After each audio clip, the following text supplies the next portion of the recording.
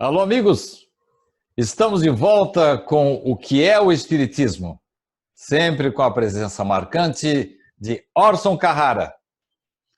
Que satisfação, Sidney, essa oportunidade de pensarmos com tantos desdobramentos para tentar responder, afinal, o que é o Espiritismo. Orson, uma pergunta que me é feita com muita constância nos programas de que participo é a respeito da aproximação de uma pessoa a um centro espírita com uma perturbação, com uma dúvida, com um problema qualquer.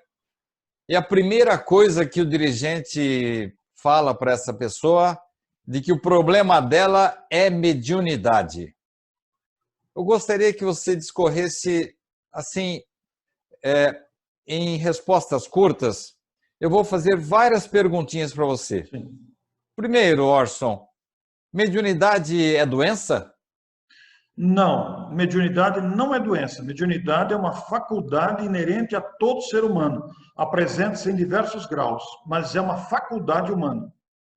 A mediunidade, ela tem um ascendente físico? Ela tem algum órgão dentro do nosso corpo que nós já nascemos com esse órgão mais ou menos desenvolvido? A mediunidade é uma faculdade orgânica, ela está inserida no próprio organismo, é uma capacidade que o espírito traz consigo organicamente. E que dizer desses dirigentes que a pessoa bate no centro espírita, ele já vai dizendo assim: você é médium? É uma afirmação temerária, porque numa conversa rápida, nós não podemos fazer uma afirmação dessa, porque aquela perturbação que a pessoa está passando pode ser um desequilíbrio nervoso, pode ser uma angústia, pode ser uma preocupação ou até uma enfermidade, não necessariamente uma mediunidade. Então, é uma afirmação que precisa ser feita com muita prudência. Só observação cotidiana, longa, atenta, dará essa informação com segurança. Em Bauru, nós temos um trabalho que inclui um curso de 1 ano teórico, e depois de mais 1 ano tratando do aspecto mais prático da doutrina, particularmente do Livro dos Médiuns, e até com alguns testes para se identificar o grau de sensibilidade do candidato à mediunidade. E muitos chegam ao final do curso com intenção até de participar de uma reunião mediúnica, mas não são propriamente o que chamaríamos de médiuns tarefeiros ou pessoas dotadas de mediunidade ostensiva. Eu queria que você falasse um pouco a esse respeito, e depois, logo a seguir, eu tenho um outro questionamento. Pois é muito saudável que as instituições espíritas adotem algum critério ou estabeleçam, como você disse aí, ainda que entre aspas, um teste de averiguação da capacidade perceptiva da pessoa, da percepção que a pessoa tem do mundo espiritual, dos fluidos, do ambiente, etc. e tal. Isso é muito saudável porque você vai acompanhar a pessoa nas suas vindas, nas conversas, para, entre aspas, testar mesmo se a pessoa tem uma capacidade de médiuns ostensivos. Porque às vezes não são médiuns, são percepções. Eu, particularmente, não sou um médium, como o termo é conhecido. Eu não psicografo, eu não tenho psicofonia, tenho uma intuição, mas não tenho uma mediunidade de praticar a mediunidade numa mesa mediúnica, digamos assim. Então, muitas pessoas se encontram nessa situação. A gente tem percepções gerais, mas não é uma mediunidade específica que você vai trabalhar nela. Então, os dirigentes têm que ter bastante prudência no acompanhamento, porque muitos distúrbios psicológicos são confundidos com mediunidade. Então, é preciso ter muita experiência, tato com a questão, para perceber o que se trata de um distúrbio psicológico ocasionado por traumas, por medos, por inseguranças variadas, por lembranças amargas, para diferenciar isso da mediunidade, que é a percepção do mundo espiritual e a sensação de um espírito que o médium está sentindo. 2 questões numa só. Deduz-se, então, que, vamos dizer, a faculdade mediúnica tem, assim, algumas gradações. Então, o primeiro questionamento. Existe desenvolvimento da mediunidade ou nós simplesmente devemos exercitá-la? Se lembrarmos de Chico Xavier, ele não tinha por que desenvolver a mediunidade, mas precisou exercitar-se.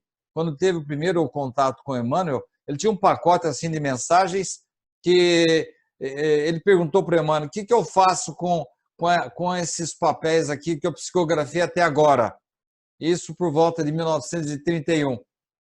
O Emmanuel falou: joga fora, põe fogo nisso aí.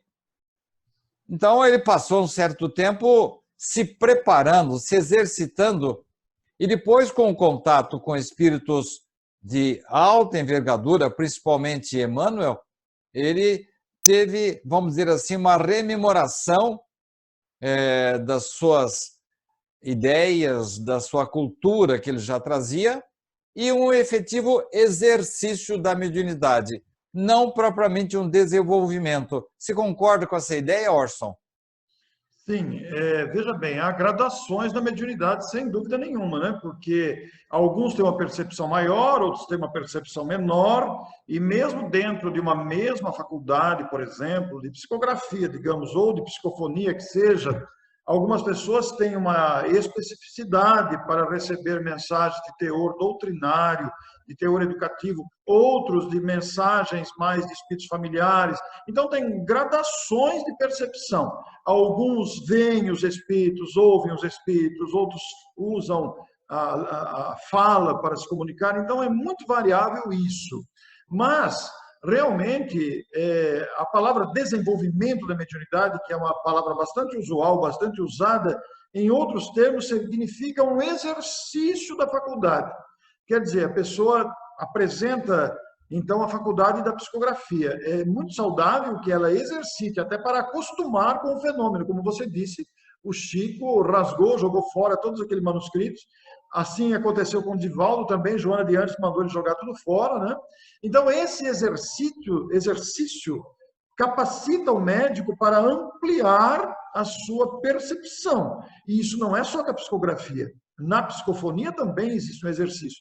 Nós mesmos, Sidney, que somos palestrantes, nós exercitamos a arte de falar em público, exercitando também a intuição, a percepção de público. Ora, nós amadurecemos em qualquer atividade, nós adquirimos experiência em qualquer atividade, seja ela profissional, seja pessoal, mesmo para dirigir um veículo, com um exercício constante daquela atividade. Então, não é diferente com a mediunidade. Se você pegar médiuns consagrados, médiuns experientes que estão aí com a idade avançada, são idosos hoje, e nós temos vários casos no nosso país, são médiuns experimentados, quer dizer, médiuns que adquiriram maturidade, segurança, experiência com o exercício. O exercício é algo necessário, porque você vai ampliando a percepção e se assegurando das próprias defesas, dos próprios, digamos, entre aspas, próprios macetes para exercer com segurança e fidelidade e também responsabilidade. Eu concordo com a ideia do exercício. Orson, foi o Espiritismo que criou a mediunidade? Não, em absoluto. A mediunidade não é invenção do Espiritismo, não é exclusividade, não é patrimônio, não é monopólio. A mediunidade é uma faculdade humana. Desde que existem criaturas humanas neste planeta, existe a mediunidade. E ela se manifestou de forma rudimentar em todas as épocas, em todos os segmentos, em todas as crenças, em todos os grupamentos sociais. É uma faculdade humana, que antes era confundida com feitiçaria, era confundida com coisas extras sobrenaturais. Com o advento do Espiritismo, esta faculdade foi estudada e didaticamente teorizada para que pudéssemos compreender o que é a mediunidade, qual a sua finalidade, para que serve, para que veio, para que existe. E, ao mesmo tempo, a variedade dessa faculdade, que é extraordinária, é imensa. e tem uma finalidade: educar os homens, tornar-se meio de comunicação e atrair, despertar os bons sentimentos. Porque a mediunidade é uma ferramenta de auxílio ao próximo, não é uma profissão, mas também não é invenção do espiritismo, uma faculdade humana. Tanto que, Sidney, nós temos médiuns em todos os segmentos religiosos, ainda que com outros nomes. Por exemplo, nós temos padres inspiradíssimos nos seus sermões, nós temos pastores inspiradíssimos, conduzidos por benfeitores espirituais, e que nos ensinam a compreender esse papel. Eu tenho um amigo que ele é da Assembleia de Deus, e eu tenho um certo contato com ele regularmente, e ele sabe que eu faço palestras, e ele me pergunta: como é que é? Eles te convidam? Eles me convidam, né? E eu expliquei como é que funciona. E eu perguntei: e vocês lá na igreja, como é que é? Como é que vem palestrante lá? Ele falou: não tem palestra lá? Ele falou: tem. Eu falei: como é que é? Então, a gente vai no culto, a gente não sabe quem vai falar. E na linguagem dele, ele falando, a gente não sabe quem vai fazer o sermão naquele dia.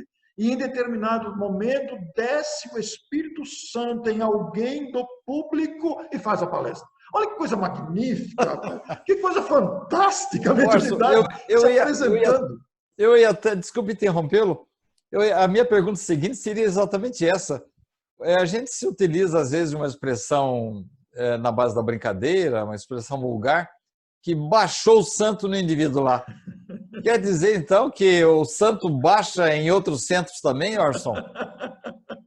Pois é. Essa expressão baixar o santo ou baixar o espírito é uma expressão popular, é uma expressão aí da cultura popular, utilizada em outras crenças, né? Porque no centro espírita não baixa espírito nenhum, né?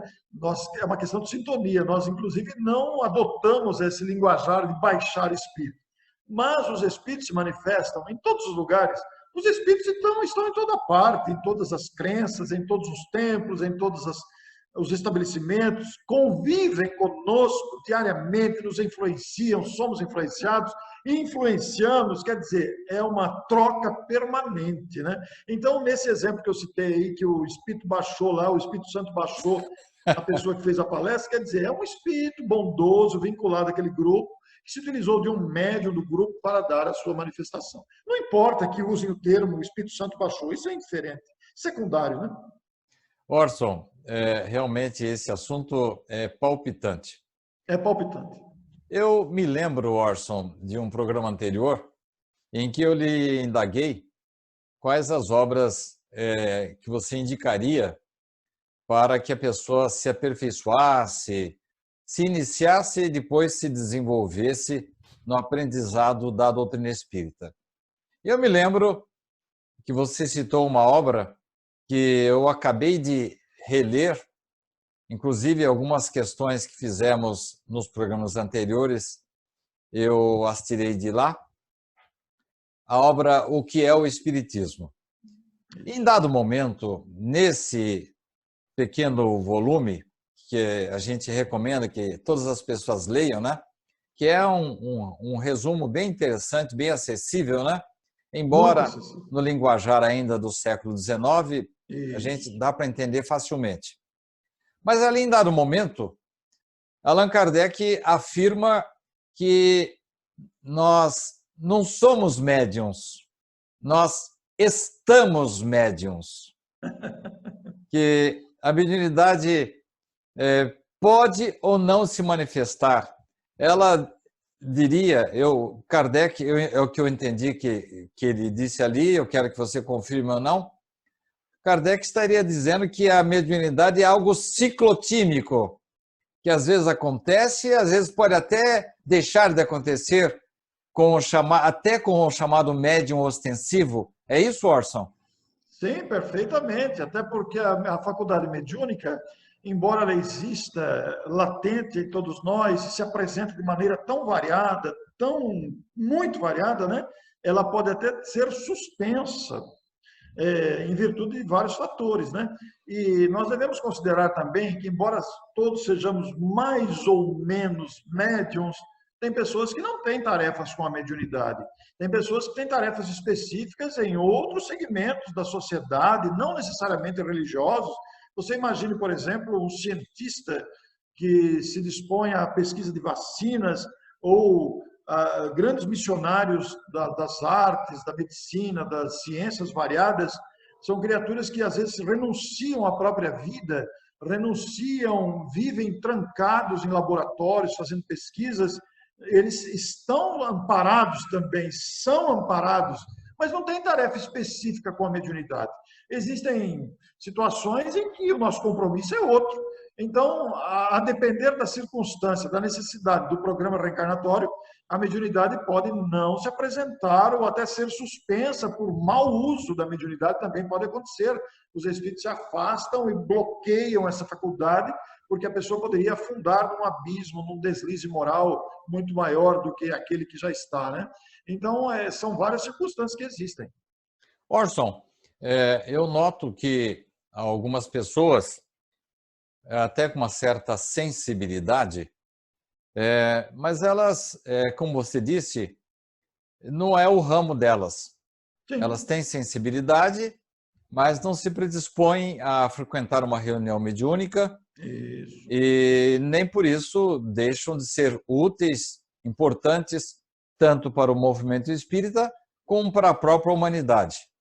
Você deu exemplos aí e nós encontramos toda hora cientistas até, vamos dizer assim, não muito brilhantes, que de repente trazem invenções maravilhosas, e nós sabemos que a espiritualidade nos traz ideias de outros planos. Basta ver que às vezes surgem descobertas simultaneamente em várias partes do mundo, né? É sinal que os espíritos estão trazendo essas informações, e seria muita pretensão nossa de espíritas imaginar que somente no centro espírita houvessem essas informações, essas manifestações espontâneas.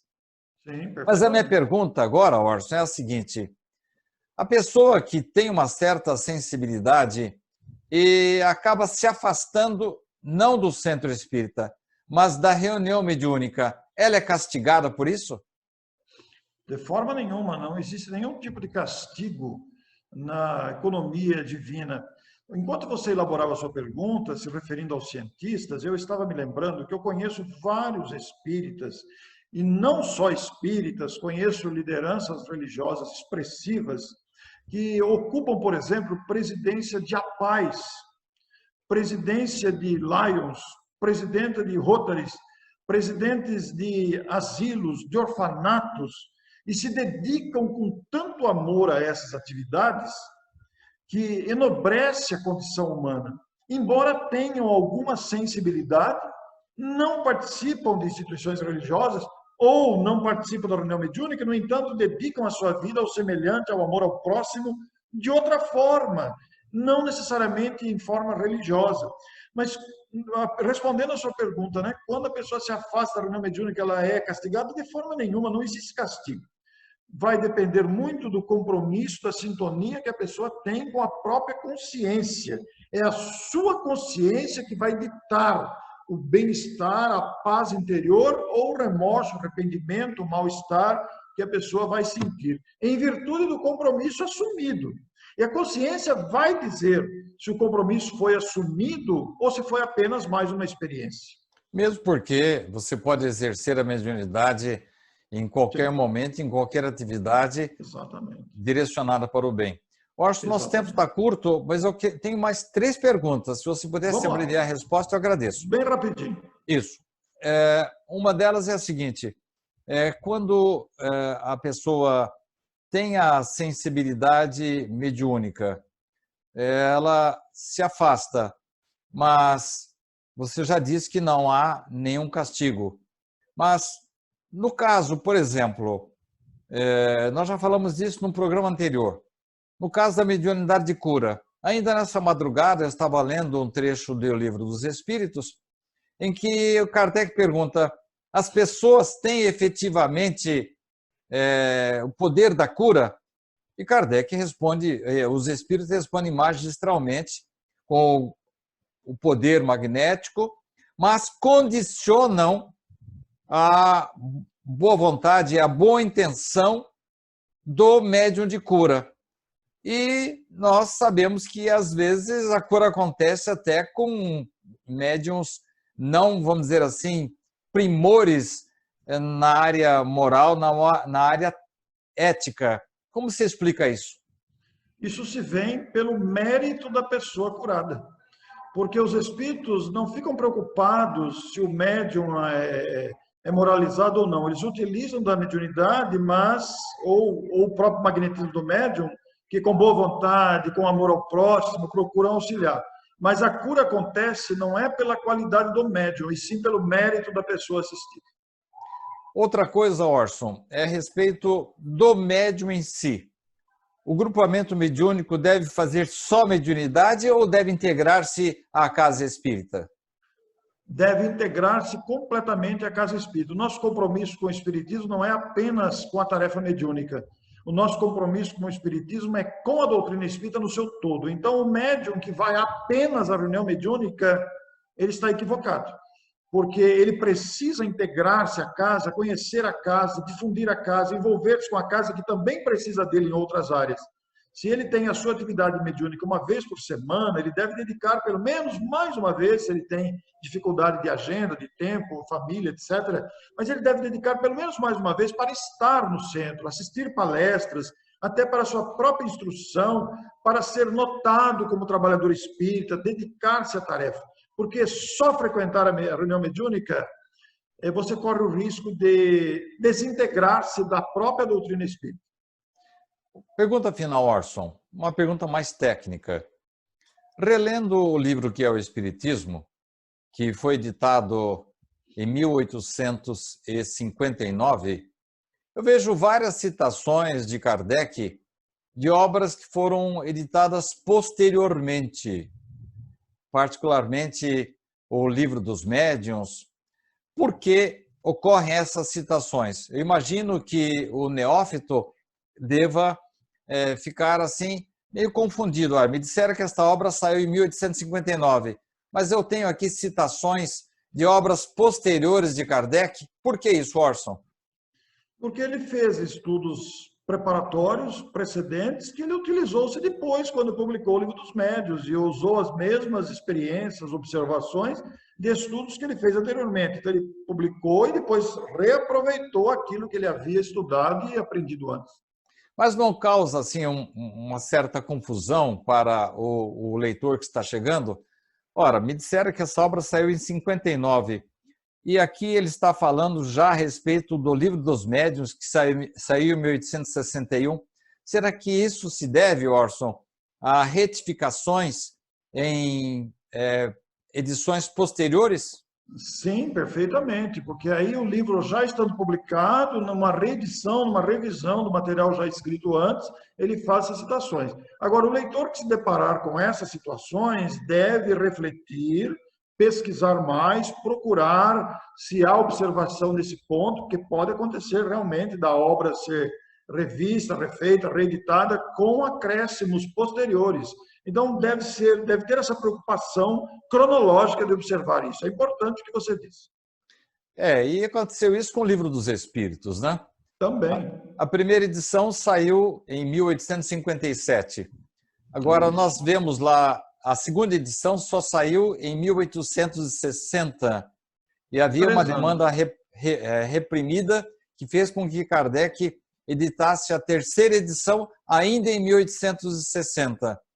E, por exemplo, na primeira edição de O Livro dos Espíritos, ele não contempla, e até, vamos dizer assim, até contrário à ideia de Darwin, da evolução do homem. E aí, Kardec reestuda o assunto e na edição de 1860, que é a definitiva, que estudamos hoje, não mais com 501 perguntas, mas com 1018, 1019 perguntas, dependendo da edição, ele já assume uma outra posição. Rapidinho, Orson, será que nesse momento Kardec ele teria praticado aquilo que ele prometeu, se em algum momento a ciência provasse que alguma coisa que ele havia dito não estava correta, que ele se retificaria os seus dizeres? Seria isso, Orson? Exatamente. Isso mostra a nobreza de caráter do codificador, que teve a coragem, teve a nobreza de corrigir-se em alguns pontos que ele descobriu em pesquisa, em estudos posteriores, que aquela posição não era correta. Foi o que aconteceu, por exemplo, com a chamada possessão, né? Que ele corrigiu-se depois.